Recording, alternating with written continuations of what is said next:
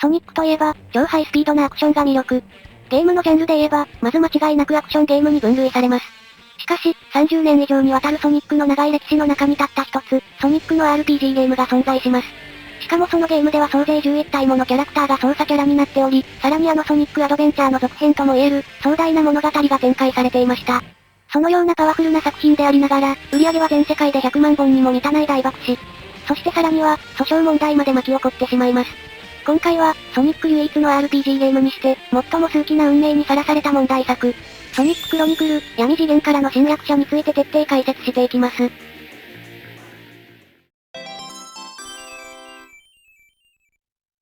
ソニッククロニクル、闇次元からの侵略者は、欧米では2008年、日本では2009年に、任天堂 DS 用ソフトとして発売されたゲームです。開発したのは、カナダのゲーム開発会社のバイオウェア。後にドラゴンエイジシリーズを手掛けることになる会社です。いつもソニックを作っているソニックチームは、この時は監修というポジションに回っていたぜ。本作は、ソニックシリーズ初の RPG ゲーム。フィールド上の色々な人と話したり、店で買い物をしてキャラを強化したり、またフィールド上の敵キャラクターに接触するとターン制バトルが始まるなど、よく見る RPG ゲームのようなゲーム性になっていました。各キャラに HP や命中率、素早さみたいなステータスも設定されてるぜ。本当にいつものソニックと全然違う。システムは非常に真新しいですが、登場するエリアやキャラクターはしっかりソニックシリーズ。例えば初代ソニックザ・ヘッジホップに登場したグリーンヒルが出てきたり、ソニックバトルやシャドウザ・ヘッジホップに登場したセントラルシティも出てきます。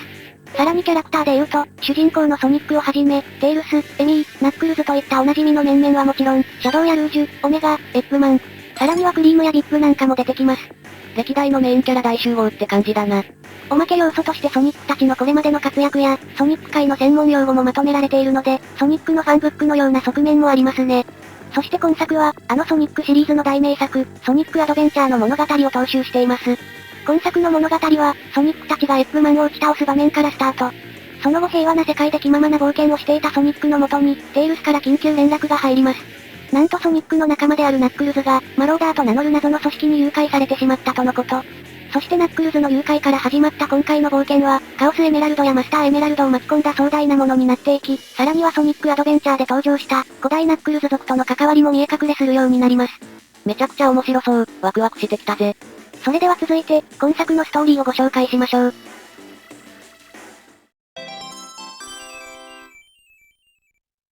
ナックルズがさらわれたとの連絡を受け、グリーンヒルに降り立ったソニック。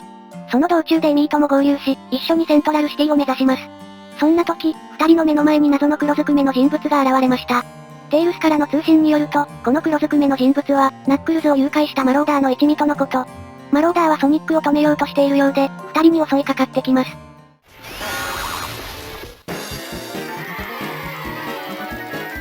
なんとかマローダーの襲撃を退けたソニックたちは、ようやくセントラルシティに到着し、テイルスとも合流します。セントラルシティにはルージュも来ており、彼女の案内で、ソニックたちは国家防衛軍である軍の司令官から話を聞くことに。司令官によると、カオスエメラルドを奪ったマローダーたちは、次にマスターエメラルドを狙ってくる可能性が高いため、早急に手を打たなければならない。そしてそのためには、マローダーたちに連れ去られたナックルズを救出し、協力を仰ぐ必要があるとのこと。ソニックたちは、ナックルズを見つけ出すために、チームカオキクスが見つけてきたマローダーの拠点を調査するよう頼まれます。マローダーの拠点は4カ所。それらを順番に巡るソニックたちですが、なかなかナックルズは見つかりません。ですが、マローダーの拠点でトランシーバーを見つけたテイルスが、その電波の発信源がミスティックルーインであることを突き止めます。ナックルズはミスティックルーインにいるのかもしれない。そう予想したソニックたちは、トルネード号でミスティックルーインに向かうことにしました。ミスティックルーインに到着したソニックたちは、早速ナックルズの捜索を開始します。途中で合流したビッグの協力も得て、ミスティックルーインをくまなく探すソニックたち。そしてようやく、マローダーのアジトを発見します。中に入るとマローダーの戦闘員が大量に押し寄せてきますが、なんとかなぎ倒しつつ先に進みます。アジトの最深部までたどり着くと、そこにはアジトから脱出するために大暴れしていた、ナックルズの姿が。ナックルズが無事だったことに、安堵するソニックたち。しかしナックルズは、マローダーからマスターエメラルドを守るため、急いでエンジェルアイランドに戻ろうとします。ところが、アジトから外に出たソニックたちは、衝撃の光景を目にするのです。なんと、ミスティックルーインの頭上に浮かんでいるはずのエンジェルアイランドが、忽然と姿を消していました。エンジェルアイランドがどこかへ消えた。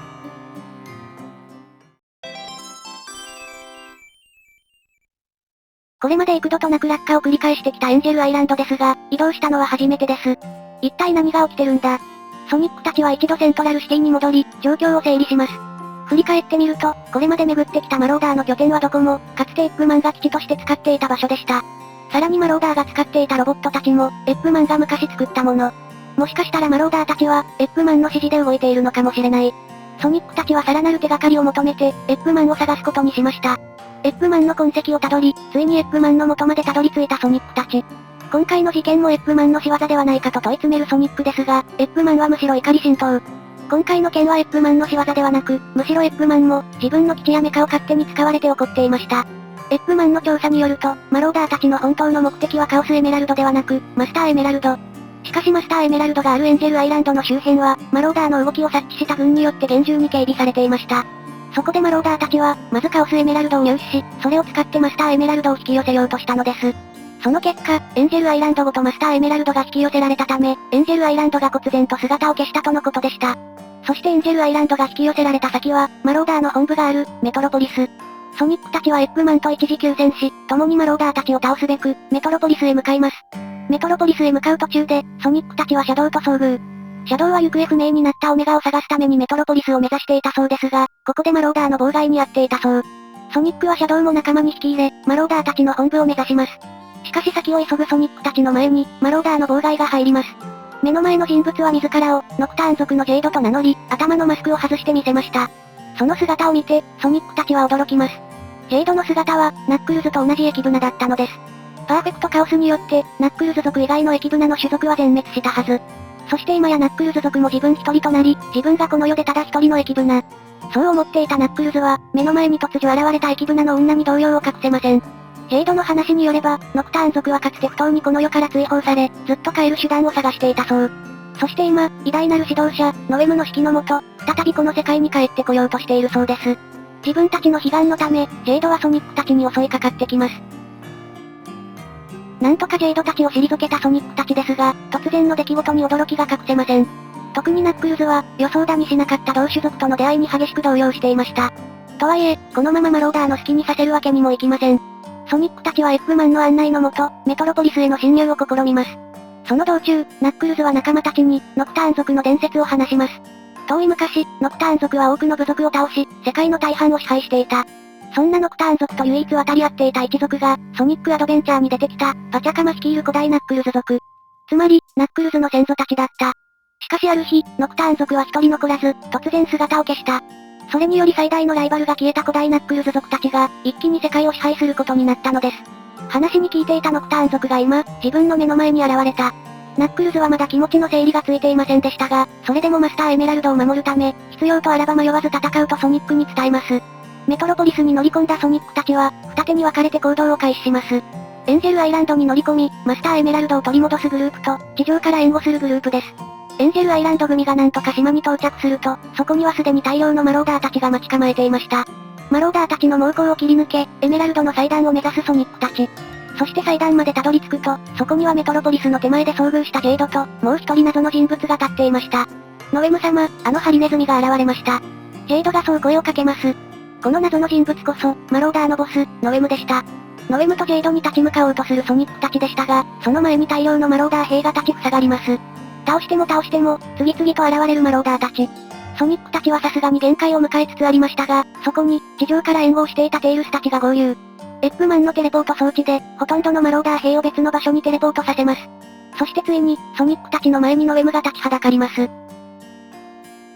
ソニックたちはノエムと激しい戦いを繰り広げますが、突然戦いを中断したノエム。貴様らはよく戦った。だが、我が世界征服を止めることはできん。その言葉を聞いて、なぜかジェイドが動揺し始めます。我々の目的は世界征服ではありません。ただこの世界に戻ってこようと。そう、実はノエムの本当の目的は全宇宙を征服することで、ジェイドたち一部のノクターン族には、その目的を隠していたのです。動揺するジェイドもロともソニックたちを吹き飛ばしたノエムは、そのままマスターエメラルドの元へ向かいます。そしてソニックの目の前でマスターエメラルドを奪い去り、どこかへ消えていきました。マスターエメラルドを失ったエンジェルアイランドは、空に浮かぶ力を失い落下していきます。普段は海の上に浮かんでいるエンジェルアイランドですが、今島の真下にあるのは、メトロポリス。エンジェルアイランドの直撃を受けたメトロポリスは、見るも無残な姿になってしまいました。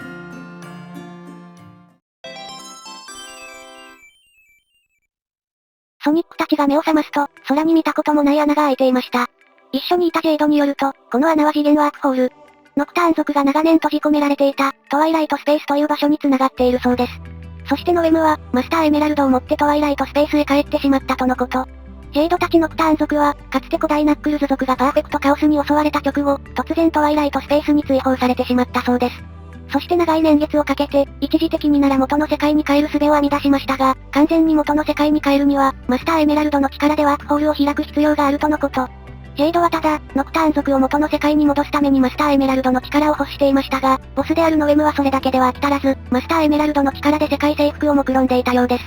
自分が騙されていたことに気づき、激しい怒りに震えるジェイド。ジェイドはノエムに復讐するために、ソニックたちに同行することにしました。そしてソニックたちは、エップマンが用意していたという宇宙船の部品をかき集め、ノエムを追ってトワイライトスペースに旅立ちます。ちなみにエップマンはお留守番。ソニックたちが帰る時に、こちら側の世界からも誘導する必要があるからとのことです。怪しい、あまりにも怪しいぜ。トワイライトスペースにたどり着いたソニックたちでしたが、早速宇宙船が故障してしまい、近くの星に緊急着陸します。テイルスによると、宇宙船を再び飛ばすためにはカオスエメラルドが必要とのこと。カオスエメラルドはノエムがマスターエメラルドと一緒に持ち去ったため、この世界のどこかにあるはずです。早速カオスエメラルドの行方を探すテイルスですが、なんと運のいいことに、緊急着陸したこの星に一つエメラルドがありました。この星の名は、クロンコロニー。クロン族という種族が住む星で、クロン族はノエムと同盟を結んでいるそうです。ただしそれは反強制的に結ばされた同盟で、クロン族の意思ではないとのこと。ソニックたちは、クロン族をうまく説得すれば、カオスエメラルドを渡してくれるのではないかと推測します。ソニックたちは荒野を進み、クロン族の族長と出会います。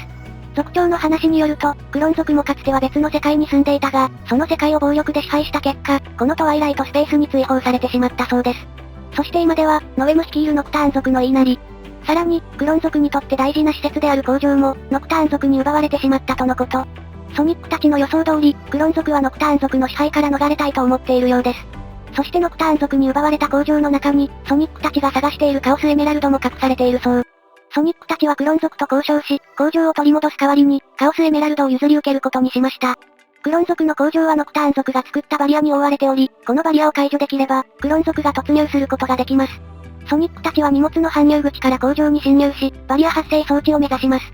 その道中で何度かマローダーの襲撃に遭いますが、なんとマローダーの兵士に紛れて、以前ソニックたちも見たことがある戦闘兵器、ギゾイドの姿がありました。ジェイドの話によれば、ノクターン族は昔からギゾイドを使って争いを繰り返していたとのこと。あのギゾイドを作ったのはノクターン族だった。新たな事実に驚きつつも、ソニックたちは工場の中を進みます。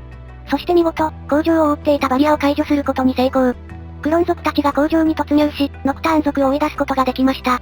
そしてソニックたちも、カオスエメラルドをゲット。エメラルドを使って宇宙船を修理し、再び飛び立ちます。ノエムが待ち構えているのは、惑星ノクターン。ですがノクターンへの道は、ノエムの力によって閉ざされています。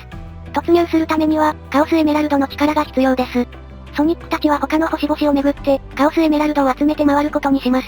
まずソニックたちが降り立ったのは、セクタースキュラという星。ここではゾワ族とナーガル族という種族が、長年争っているようです。そしてどちらの種族も、ノエムに忠誠を誓っているとのこと。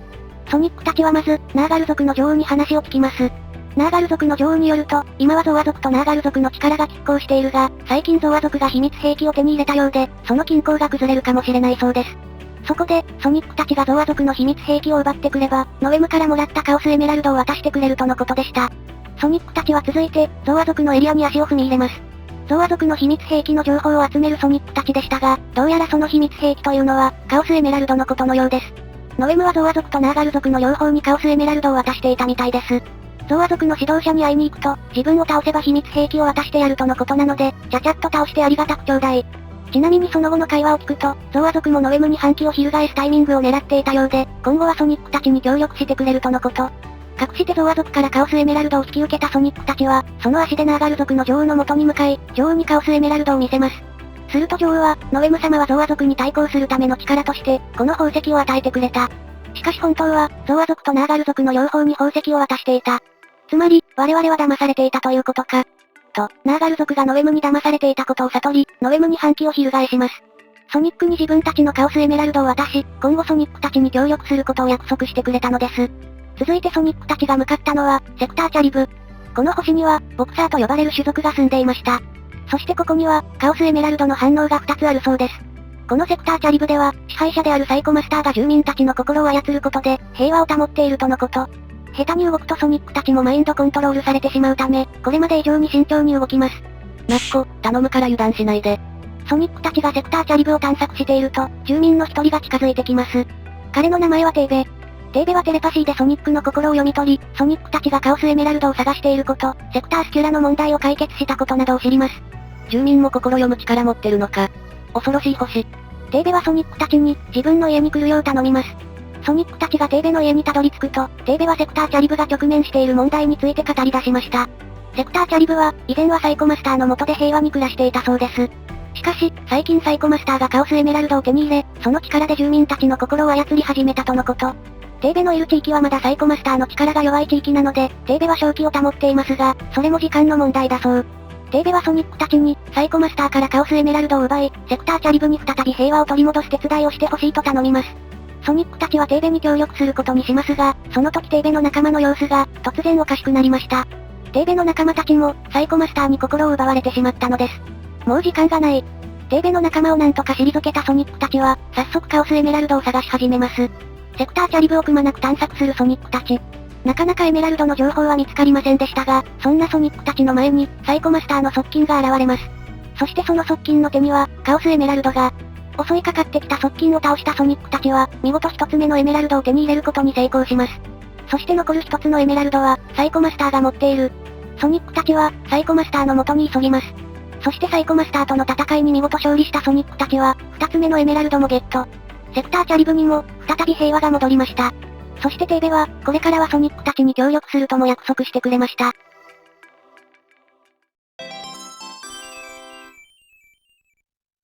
これで、集めたカオスエメラルドは5つ。残りの2つは、おそらくノエムが持っていると思われます。ノエムがいる惑星ノクターンに突入するためには、ソニックたちの力だけでは不可能。ソニックたちは、これまで一緒に冒険した仲間たちに声をかけます。クロン族、ナーガル族、ゾーア族、そしてボクサー。4つの種族の族長が一堂に会し、ノクターンへの突入計画を立てます。めちゃくちゃいい争いしてるけど、これ大丈夫なのか？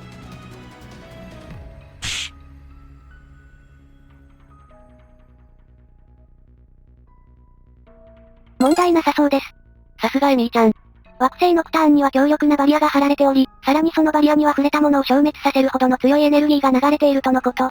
このバリアを突破しなければ、ノクターンへは入れません。ソニックと4種族たちは、知恵を絞って作戦を練ります。各種族から話を聞くと、どうやらナーガル族たちは、そのバリアを食い破ることができるそうです。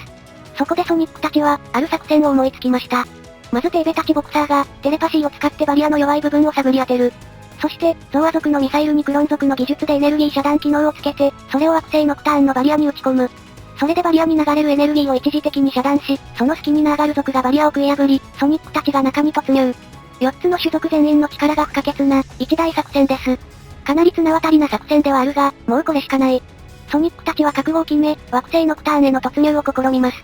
テイルスの合図で作戦開始。クロン、ナーガル、ゾーア、ボクサー皆の力で、見事バリアに穴を開けることに成功します。そして、穴が開いたわずかな隙をついて、ソニックたちが惑星ノクターンへ突入。諸悪の根源、ノエムと決着をつける時が来ました。ソニックたちがノクターンに入ると、目の前に2体のギゾイドが現れます。彼らはノエムの側近で、ノエムの部下の中で最も優秀な双子のギゾイドです。そして彼らは、残るカオスエメラルドを一つずつ持っていました。ナックルズは、二手に分かれて彼らを倒し、カオスエメラルドを取り返そうと提案します。その案に乗っかるソニック。ですがジェイドは、このナックルズの提案に少し違和感を覚えます。この2体のギゾイドは、どちらも非常に手強い相手。二手に分かれるのではなく、全員の力を合わせて1体ずつ倒していった方が安全なはず。二手に分かれた後、ジェイドはナックルズにその意図を問いただします。するとナックルズは、ソニックたちより先にノエムの元にたどり着き、なんとノエムを説得するというのです。ノエムを説得すれば、ノエムやジェイド、そしてそれ以外のエキブナたちも、みんな元の世界に帰れるかもしれない。そうしたら、もうエキブナは自分一人ではなくなるんだ。自分はこの世でたった一人のエキブナ。他のエキブナとの出会いなど、もうとっくの昔に諦めていたはずです。ですが、自分以外のエキブナが生き残っていると分かった今、ナックルズは彼らと共に歩む未来を捨てきれなくなっていたのです。その思いを聞いて、ジェイドは何も言えなくなります。自分はこれまで、たくさんの仲間に囲まれていた。元の世界から追放されはしたが、それでも一人ではなかった。生まれてからずっと、一人ぼっちのエキブナとして過ごしてきたナックルズの孤独は、ジェイドには想像もつきませんでした。ジェイドはナックルズの意志を尊重し、共にノエムの元へ急ぎます。その道中で例のギゾイドも倒し、カオスエメラルドも取り返します。そして、ついにノエムと対峙。ノエムはナックルズに、ノクターン族がいかに優れた種族かを解き、同じ駅ブナであるナックルズも仲間に引き入れようとします。駅ブナを元の世界に戻したい思いは同じ。ですがノエムの頭にあるのは、自分が支配者となって他の種族を統治する未来のみ。皆が助け合って共存していく未来は、頭の片隅にもないようです。ノエムの言葉の節々から、自分の考えとあまりに相入れないことを感じ取ったナックルズ。ノエムを説得するというわずかな希望は、梅雨と消えました。ナックルズはノエムを倒す決心をします。そこへ、ナックルズたちと同じくカオスエメラルドを手に入れたソニックが合流。いよいよノエムとの最終決戦が始まります。しかしノエムの力はあまりに強大で、ソニックたちが総出でかかっても、倒しきることはできません。ナックルズが隙を見てマスターエメラルドを奪い返しますが、それでも、かつて地上を支配した最強の部族、ノクターン族の力は計り知れないものがあります。しかしそれでも、負けるわけにはいかない。すべての力を解放したノエムに対し、ソニックもカオスエメラルドの力を得て、スーパーソニックに変身。激しい戦いの末、見事、ノエムを打ち倒したのでした。これで、ノクターン族の脅威は去った。ソニックたちは次元ワープホールを通って元の世界に帰ります。しかし、ワープホールを抜けた先でソニックたちを出迎えたのは、エップマンによって大改造された世界。ソニックたちの宇宙船は、エップマンのレーザー攻撃を受けて墜落してしまったのです。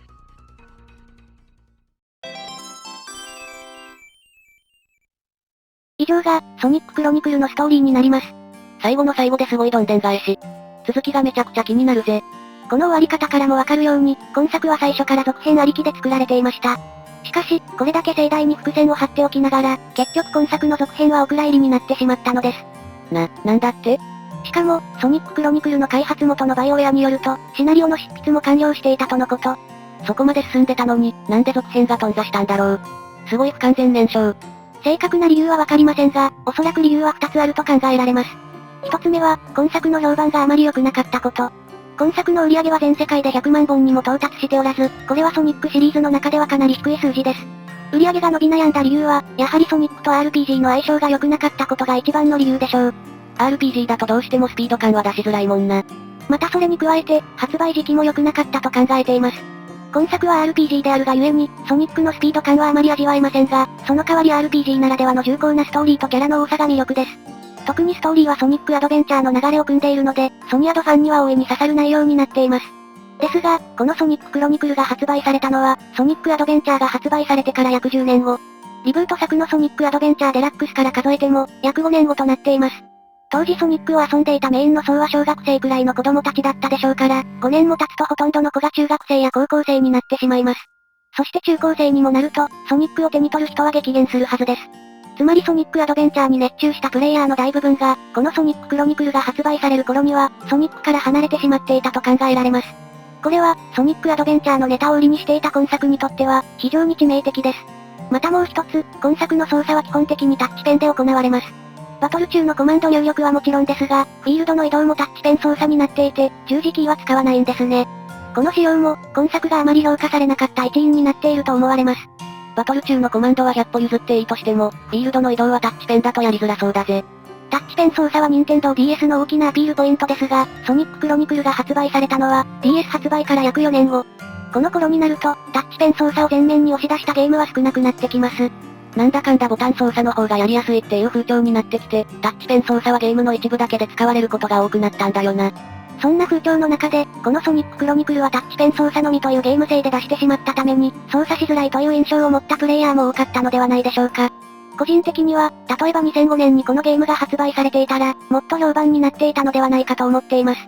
ソニックアドベンチャーデラックスから2年後で、まだ小学生のプレイヤーが残っている。かつ DS 発売からも1年しか経っていないので、まだタッチペン操作の新鮮さも残っている。完全に結果論ではありますが、もしそのような時期にこのソニッククロニクルが発売されていたら、大化けしていた可能性もあるんじゃないかと思います。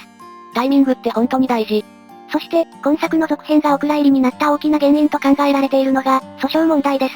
ソニックのアメコミの作者が、ソニッククロニクルの一部のキャラや設定に対して、それらの著作権が自分にあると主張したのです。この訴訟問題が起こったことで、ソニッククロニクルの続編制作は一時凍結せざるを得なくなります。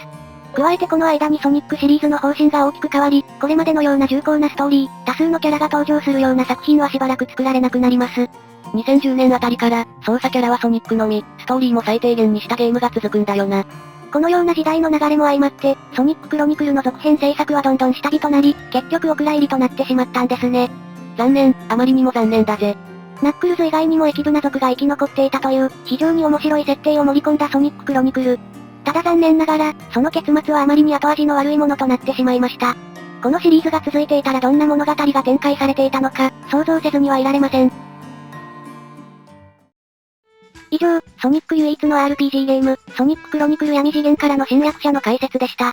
動画が気に入っていただけましたら、いいねやチャンネル登録をぜひお願いします。たくさんのコメントも待ってるぜ。それでは、次の動画でお会いしましょう。